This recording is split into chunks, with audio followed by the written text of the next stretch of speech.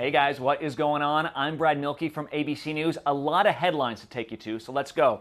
First off, we got wildfires continuing to go through Southern California, and then President Trump's team is trying to set some ground rules when it comes to Robert Mueller's Russia probe. First, let's take a look at the day's top headlines. Hit it.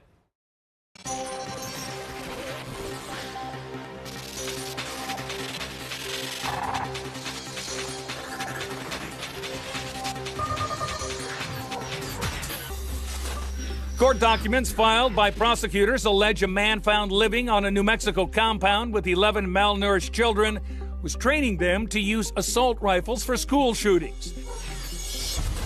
The death toll after the deadly weekend earthquake in Indonesia is rising again. Officials now say 319 people are dead. Protesters clashing with police in Buenos Aires after the Senate rejected a bill to legalize elective abortion in the first 14 weeks of pregnancy. It's an issue that's divided the homeland of Pope Francis. Lawmakers voted 38-31 against the bill. Abortion there is only allowed in cases of rape and risks to a woman's health. Thousands of women, most of them poor, are hospitalized each year for complications linked due to unsafe abortions, the main cause of maternal death. Ending a 3-year investigation, police and federal agents here in L.A. have arrested 22 of 57 named defendants in indictments claiming they were trafficking drugs for the powerful and bloody Sinaloa cartel. During the takedown, 850 pounds of methamphetamine, close to a ton of cocaine, 93 pounds of heroin, 50 pounds of marijuana, and close to $1.5 million were seized. Iowa resident Devin Riley says police officers searched his home in connection to the case of Molly Tibbetts, the University of Iowa student who vanished last month after an evening jog. She jogged down the street, up the hill, and just nothing of it until I heard somebody was missing, and then it really hit me, and it's like I haven't seen that runner since then. The world is getting its first official look at LeBron James in purple and gold. The King revealed his new look to fans on Instagram, and he is all smiles. This will be LeBron's third jersey in his NBA career. So let's get going with the fires that continue to devastate California. You already had the Mendocino fire, which became the largest in the state's history. And then further down in Southern California, you have a fire, the Holy Fire, that is burning through Cleveland National Forest as we speak. ABC's Will Carr is on the fire line right now in Lake Elsinore, California. And Will, what are you seeing? Good morning, Brad. It has been an intense 24 hours here in Riverside County. This morning it is raining ash. You can see the sky behind me is filled with smoke. And just in the past couple of minutes, we have seen some flames pop up on the ridgeline behind me. Now, we were here yesterday when planes were swooping in, doing drop after drop. I want to show you, when you walk along, you can see these windows are now splattered with fire retardant. That's not it. Pretty much every roof on every home in this community hit. That roof right there, it may be hard to see, but that is red. And as you walk out, I want to show you exactly what fire crews are doing out here. They have set up structure protection. We have a fire engine out here. You have firefighters pretty much sprinkled along the sides of all of these homes just in case these flames decide to make a run this afternoon. They are here to protect these homes because this area is under mandatory evacuation. Now, it comes as authorities tell us that those flames were started on purpose. They say that they have a suspect behind bars now charged with arson. And we spoke with some of the residents who live in this area, and they say they are furious that somebody would start this fire on purpose and put not only their lives, but their properties on the line. Brad. Yeah, so many lives at risk, not to mention taxpayer dollars being spent to make those preventions right there. Thank you, Will. And let's hear a little bit more about the climate conditions there, because ABC's chief meteorologist Ginger Z has been tracking this. And Ginger, how bad could this get? Brad, thank you. Let's start with the big headline out of California. The hottest July and hottest month on record. Their records going back to 1895, and lots of warmth across the United States in July, making history. We see numbers much warmer from the northeast down through the south. California itself had an average temperature nearly 80 degrees. That's day and night across the state. Death Valley also marked their warmest month, and that makes it the warmest month on the planet. those records going back to 1911. Now you see some of the time lapses from one of the wildfires, so many of those wildfires burning, especially in California and the Pacific Northwest, and look at the heat waves still on that ridge, hardly breaking, at least for most folks, and that's why we see excessive heat warnings. Death Valley will go for 120, 107 Yakima, so it's not just today, but the heat does keep spreading, and especially into the northern Rockies. Look at Billings, will go up to 102. Salt Lake City will stay close to 100 as we kick off the weekend. Damaging wind, a problem in North Carolina, and this was just trees going into homes. We had boats overturned, and a lot of these places, it doesn't meet severe criteria, but still, if you get a 50-mile-per-hour wind gust with some of these strong storms, it's going to come through along that front today, anywhere from Texas right through South and North Carolina into Virginia. That can cause some big issues, and it can certainly drop quite a bit of rain. Locally, in some of these places, you could get 3, even 4 inches of rain happening very fast, so watch out for that. And what it will bring eventually is much cooler air. Look at New York City after a significant heat wave this week, dropping to 74 on Saturday. So it's going to be a whole lot cooler. It'll feel raw by the time we reach the weekend in the Northeast. Brad. All right, thank you, Ginger. And let's take you right now into Robert Mueller's Russia probe, because if you are confused about what's going on, you're not alone. I mean, several of the people involved in the probe are still trying to set their ground rules right now. Is President Trump going to sit down with the special counsel? What would he be asked? Let's get into it all right now with ABC's David Wright. He is in Bedminster, New Jersey with the president. And David, we're not hearing a lot right now from Robert Mueller. So what is the president's team saying? Well, Brad, as you know, this has been an ongoing saga, a back and forth between the president's legal team and the special counsel. Will he or won't he sit down for an actual interview in the Russia probe? The president has always maintained he's happy to do that. He has nothing to fear from such an encounter. But in the latest proposal from the president's legal team, they try to set some limits, some clear ground rules, as you say. Sources tell us that they will consider appropriate written questions and that they would not be inclined to answer questions about obstruction of justice. Well, clearly that might not fly with the special counsel. He's made it clear that obstruction is a key part of his investigation, and obviously he would prefer the back and forth of an interview with the key person in this probe. Wow, and so we could see if perhaps a subpoena gets invoked there and what fireworks would come out of that. Hey, David, let me ask you, because in a different investigation, a U.S. congressman was charged with insider trading. I mean, what do we know about Representative Chris Collins? Chris Collins is an upstate New York Republican, the first member of Congress to endorse President Trump back in the 2016 campaign. He was at a picnic for members of Congress at the White House when he learned that an Australian pharmaceutical company, on which he's on the board of that company, he got word that a key drug, a multiple sclerosis drug, had failed a trial. And immediately, it's alleged, he got on the phone to his son and told family members, basically tipped them off and suggested that they sell the stock before that news came out. Well, 4 days later, the news did come out. The stock plummeted more than 90% in value, but Chris Collins and his family made out okay. They saved themselves $750,000 in losses. He now faces insider trading charges from the SEC. He held a press conference, quote unquote. He didn't take any questions, but here's what he had to say about those charges. The charges that have been levied against me are meritless, and I will mount a vigorous defense in court to clear my name. I look forward to being fully vindicated and exonerated. So Collins denies the charges. He is going to keep his seat in Congress. He's going to run for re-election in November. But the Speaker of the House is not happy about this investigation. It does taint his membership of Congress, so he's going to lose his committee assignment in the meantime as he tries to fight these charges. Brad? All right, that is ABC's David Wright. Thank you very much, David. And let's talk a little bit more about Robert Mueller right now, because he's brought charges against a lot of people, right? But the only person fighting them, the only person who has pled not guilty and is in a trial right now, of course, is Donald Trump's former campaign chairman, Paul Manafort. And right now, we've got ABC's Catherine Falders standing outside the courthouse in Washington where Manafort is being tried. So, Catherine, you've had Rick Gates, the star witness, on the stand the last couple of days. What have you guys been seeing in there?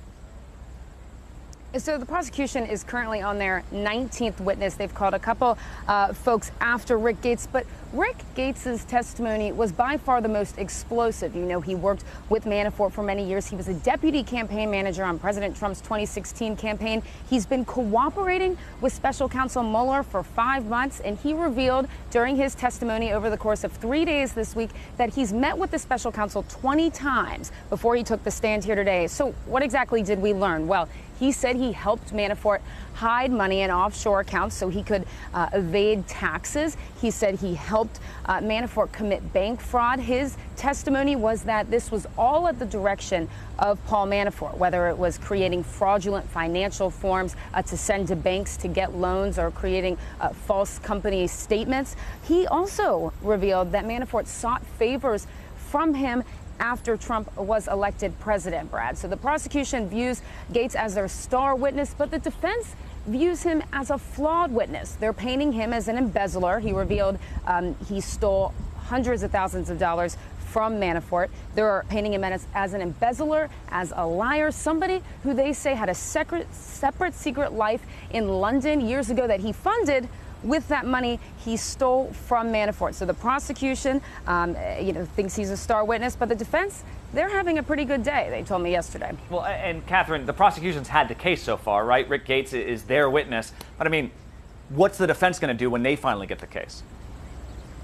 Yeah, so when the defense finally gets the case, it will probably only last a few days. They also are going to make this case about Rick Gates, and they're opening statements. They made it all about Gates. They said that the crimes Manafort committed were all Rick Gates' fault, that he was actually the man behind Manafort's business. So even though Rick Gates isn't testifying anymore during this trial, we still expect to hear a lot about him. Now, the defense hasn't said what witnesses they are going to call, and it's still unclear if Manafort will take the stand. All right, that is ABC's Catherine Faulders right there. Thank you so much, Catherine. And forget election meddling for a second. Let's talk about the time that Russia allegedly sent some poison into England to poison an ex-Russian spy. Yeah, that was the allegation that came from Britain. And the U.S. here is apparently taking Britain's side because yesterday the United States announced it is slapping sanctions on Russia. Let's go to ABC's Patrick Reevell right now. He is in Moscow. And Patrick, just walk us through this. What are these sanctions that we're talking about? Yeah, hi Brad. I think these sanctions have actually caught the Russians a little bit off guard. They were announced yesterday by the State Department. Basically, the first round of sanctions imposes a complete ban on the export of basically technologies and goods that can be used for military purposes to Russia. But more worrying for the Russians is there is also a second round of sanctions that can follow in 90 days if they don't comply with some demands that the US is now making. And those sanctions can have a pretty much more painful effect. They could, for example, they can ban flights from the Russian airline Aeroflot to the US. They can limit U.S. bank loans. They can severely cut down export and import from Russia to the U.S. and vice versa. And they can also even maybe downgrade diplomatic relations. And that will happen if Russia basically doesn't effectively admit to having been involved in this poisoning of this former Russian spy in the UK, and if they don't allow access of international inspectors to Russia to basically see if they have a chemical weapons program or not. And that is very unlikely to happen. And so they're bracing themselves for this second round of sanctions. Well, and Patrick, can you just explain this to me? Because I'm struck by the dichotomy here, right? That President Trump has been criticized for being too easy on Vladimir Putin. But then, of course, you've got right now President Trump and his administration going after Russia in this way. So where you are right now in Moscow, is President Trump considered a friend or a foe? Well, I think in general, when you talk to Russians, if we went and talked to people around me now, they generally have quite positive views of him, especially following the Helsinki summit last month. At the same time, they blame all of these sanctions on the Washington establishment around President Trump, who they think are sort of incorrigibly Russophobic, and so will never allow him to have good relations. And we've seen this sort of dual policy that you've been talking about this week, where on the one hand you have President Trump's administration imposing sanctions, but on the other hand we had Senator Rand Paul, Republican Senator Rand Paul, visiting Moscow and actually passing a letter to the Kremlin from President Trump in which he says basically the president emphasized his desire for good relations and basically expressed goodwill.